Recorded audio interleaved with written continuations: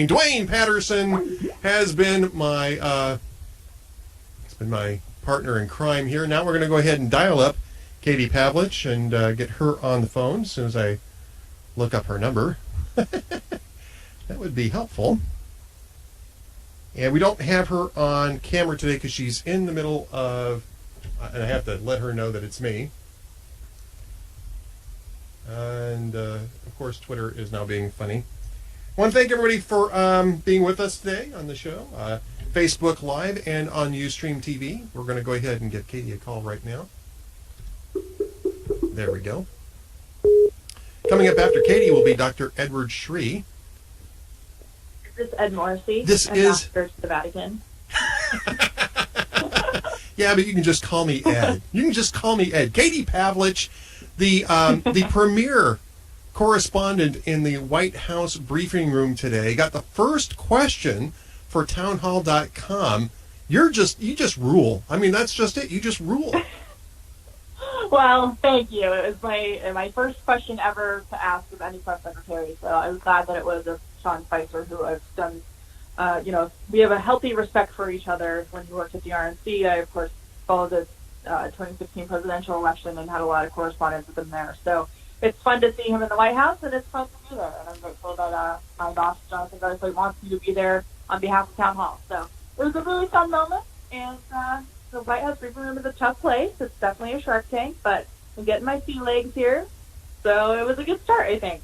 So I noticed that a website that is known for its cat videos and listicles was a little concerned that you got the... also, for its dossiers that turn out to be absolute garbage, we're very concerned that you got the first...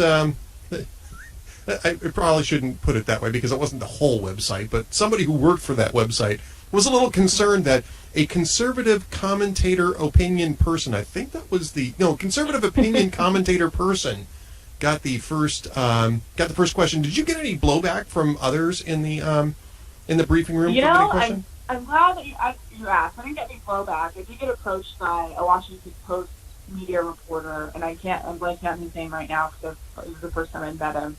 And he kind of cornered me and wanted me to comment on, getting the first question, and he basically implied that I didn't belong there, and how he wanted to know, how things have changed in the briefing room, considering I was the one who got the first question. And it's almost like they just can't believe that media has expanded, and that, yes, there are conservative journalists and reporters who belong in the briefing room, just like the liberal reporters who've been claiming objectivity for years when we know that they haven't been objective. So I just told him that I wasn't interested in discussing that with him, and I wasn't there as a commentator. I was there as a reporter doing my job, which is what I was doing. But I think that there's definitely some irritation from, outlets who are used to having control of the room, not getting the first question, not getting as many questions as they would like. I'm actually a little disappointed to hear that. I guess I'm not terribly surprised. But we were commenting on this maybe a week or two prior to the administration taking office, because they were talking about the fact that they were going to expand and encourage more conservative outlets to come in there and be part of the briefings. And in fact, they wanted to move it to a different building so they could have more room to do that, but the media objected to that. So now they're going to use Skype calls to bring in 4 more people each day. And I had mentioned that I knew a couple people who have gotten into the briefing room before. You just need to prepare a little bit. You need to let the Secret Service know that you're coming so they can do a quick background check and then, show up. And I've known a couple people who have done that. Tommy Christopher, for instance, had been doing it for a while now. I think he was representing the Daily Dot when he was doing it. But you don't get questions, right? I mean, you sit in the back, you don't get questions. You're in there, and I think there was at least a couple of people who were friends of mine who were sort of encouraging me to try it. And I guess I could when I'm in Washington. The very few times I'm in Washington, but it would to me feel like I'm being a tourist, and that's Whereas you're in Washington, you're there doing a job, and you're there because you are following some specific stories that you want comment on. And so That to me is exactly the type of people who should be in the briefing room. Not me just being a tourist, but you actually doing some work there.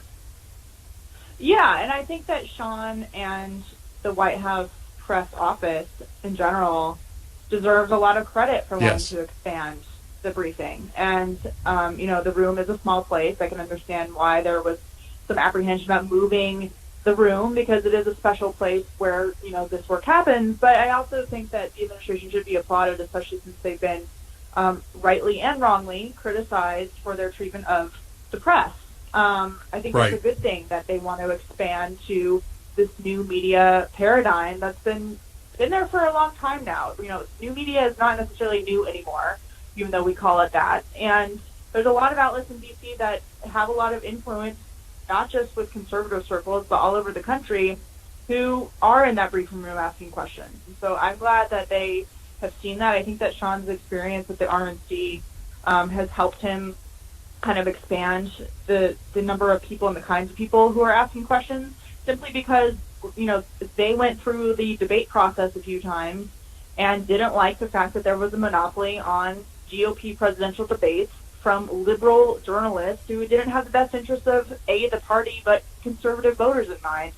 So he has some experience kind of changing up the landscape on that. I'm glad that he has. I certainly appreciate being able to ask a question and not just being passed over because I don't fit into, quote, a category of the proper journalistic outlet.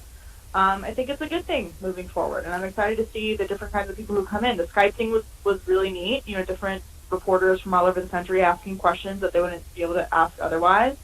So yeah, I mean, in the end, no one's going to get a question every single time necessarily. There might be a few people who do, and they've earned it because they've been there for years as the chief Washington or White House correspondent for their particular outlet. So I think there is a little tension about the Skype seats among certain people just because it takes up more time, and there are a lot of people who are in the room who don't get questions anyway. Right. But and I think that's fair. But at the same time, there's a reality of media is different now than it was even 5 years ago, and it's fair to allow those people to be part of the process as well. Oh, I think you're absolutely right about this, and I'm thrilled that that we're seeing this. That we're townhall.com, Salem Media Group. We're a legitimate media outlet. I mean, we are, and we may not be as big as the Associated Press or have the cachet, if you will, of the New York Times, but we are a legitimate media organization, and I would say that regardless of who's in there, me, you, anybody else who's representing Salem Media Group, I think we would have a legitimate reason to be in that room. And if I had a particular purpose for being there, I would do it. It's just that I don't normally work out of our Washington bureau, and so. Yeah. So it just doesn't make. But we like it when you do.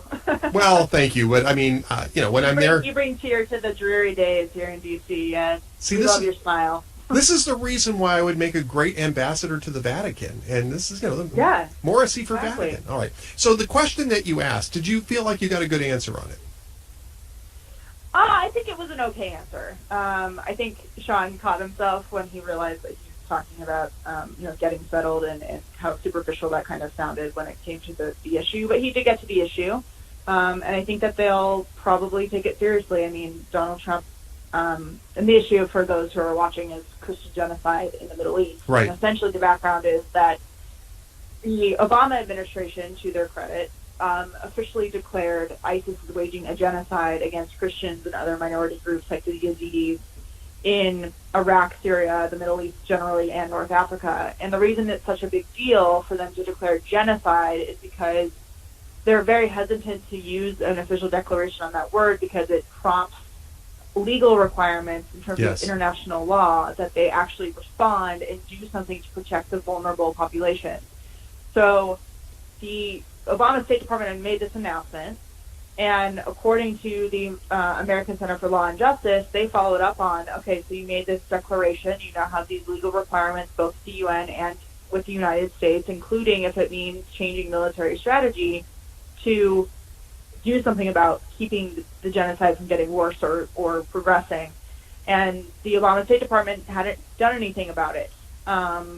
So they basically made this declaration, didn't really have a lot of follow-up, and now that we have a new State Department, my question is Rex Tillerson going to make it a priority to comply with that directive and with this 1948 treaty, which requires them to prevent genocide from continuing on once they've officially recognized it. So I think he gave a good answer for the time being.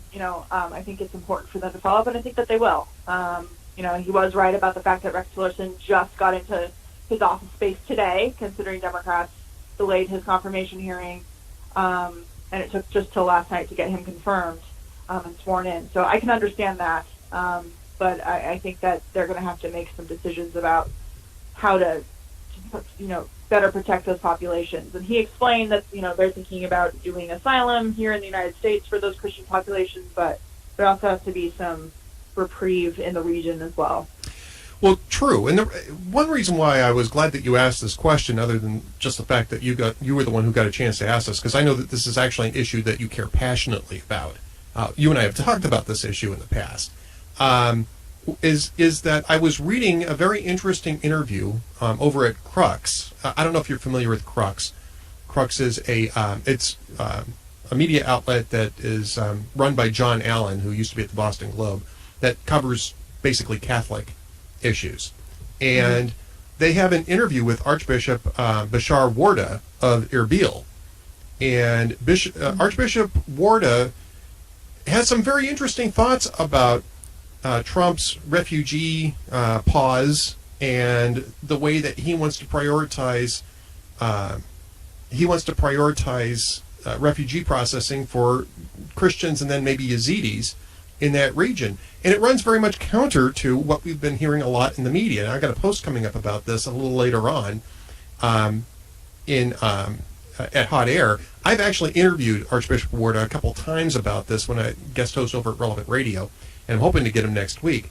But I mean, it's a very counterintuitive response that they get when they start asking him about Donald Trump, and he's saying, I'm actually happy that an American president is finally starting to take an interest in the fact that there's been a genocide going on over here, and it sounds like he wants to do something about it. He says, I don't want to, he says, as Catholics, we have to have, our hearts open for refugees, and I understand what some of the criticisms are, but the pause is not damaging us. What's damaging us is the fact that nobody has taken any action in this, and I'm actually rather hopeful, seeing this EO and hearing what Donald Trump has to say about American policy going forward, that something is going to take place now that there's been a change of management, if you will, in Washington, D.C. Yeah. So it dovetails right in with what you were asking. Yeah, I mean, the administration now, and also on the campaign trail, as Spicer noted today, this is an issue, and I guess I maybe shouldn't be so surprised, because apparently, according to the media, it's almost like Christians can't be persecuted, and therefore they just ignore the problem. But we have this overwhelming evidence that keeps piling up month after month that, there's a real problem with Christian persecution around the world right now. And this idea that the press is ignoring an officially declared genocide. This isn't just advocacy groups calling it a genocide. This is an official declaration from an administration that didn't necessarily take ISIS seriously, making the declaration, which means it had to have been pretty solid evidence that this is what was occurring. And so, they have the declaration from a previous administration already. They've clearly laid out some different types of plans to deal with ISIS, but the genocide issue is certainly a different animal to kind of tackle. And I think that they'll probably treat it that way and treat it in a separate fashion on the priority list, meaning it'll be just as high up as defeating the terrorism problem as well. No, I think you're right about that. It is good. And I mean, look, first off, I read an excellent book, and not to bring his name up again, but John Allen, who's the same guy that runs Crux, wrote a book called The Global War on Christianity that I think that, John is not a dyed-in-the-wool conservative. He's not even a dyed-in-the-wool, mildly conservative guy. He's an interesting sort of guy, and he doesn't really, he's one of the people who kind of play it down down the middle and try to remain objective. But the book is stark. I mean, the reality is stark, and especially in the Middle East, but not just in the Middle East. And he actually he takes it as a comprehensive look at oppression of Christians and Christianity in a lot of different places in the world. And the Middle East may not even be, well, until ISIS. This was actually pre-ISIS, or just as ISIS was ramping up in Nineveh. Until then, that may not have even been the worst place. And so it definitely is now. So stay on that. It's a great topic, and one that we should be covering. All of us should be covering a little bit more often. Now, I want to I just don't like the double standard either. I just get really irritated when there's a double standard about genocide. It's like, oh, so we're going to cover genocide in the press based on who it's happening to? Yeah. Like, what's up with that? Yep. So I think it's an important topic to keep in the news. Absolutely. Really quickly, I saw that you tweeted this out just before you came on here. Tell us about Ben Shapiro's victory over Clockboy in Texas. What was that about? This is amazing. So I'm sure everyone remembers Ahmed Mohammed, who was the freshman in high school in Texas, who brought a, quote, clock to school that looked a lot like a bomb. And when he was arrested and suspended from school, his father, whose name is Mohammed Mohammed, who has ties to foreign governments that sponsor terrorism, accused the school of course, Islamophobia and racial profiling and all of the above. And it turns out that, well, maybe Ahmed took the clock to school as it looked like a bomb on purpose to prove a political point. And then when people like Ben Shapiro went on the Kelly file to call him out on that, his father decided to file a lawsuit. And today, they lost that lawsuit, and they're going to be paying a whole bunch of Ben Shapiro's legal fees and expenses back to him because they sued him for defamation and lost miserably. So It's a good day for free speech and them trying to bully people into not discussing the fraudulent claims and political backing of those kinds of issues. Yeah, this is the sort of the lawfare type of action that you'll see, trying to keep people silenced and trying to keep criticism silenced. And I'm glad that the courts got this straightened out and got it right. And yeah, I imagine that Ben's attorneys at least are going to be getting a nice healthy check from Ahmed Mohammed's parents. I think is probably the people who are going to be on the hook for this. One of the attorneys is Kurt Schlichter, who of course is a very good friend and is a columnist at Town Hall. So he was happy when I talked to him on the phone about the outcome. Well, there you go. Now I know we got to let you go because you've got something coming up here very quickly. What's coming up for you next? Let's see. I'm going to be at the White House more often, which is exciting. I'll be on Fox News tomorrow in the 2:00 hour. And as of that, I'll be just around. So that's what I'm doing. Writing at townhall.com as always, and that's where you can find me. Excellent. And you can also find her on Twitter at Katie Pavlich. By the way, the link is in the show post. Katie, thanks so much for joining me on short notice today, and congratulations. Anytime. We are all really proud of you, Katie. I mean, we're pretty stoked about this. Thanks a lot, Katie. Thanks. I appreciate it. Talk to you soon. Bye-bye. Katie Pavlich has been my guest, and now we're going to go ahead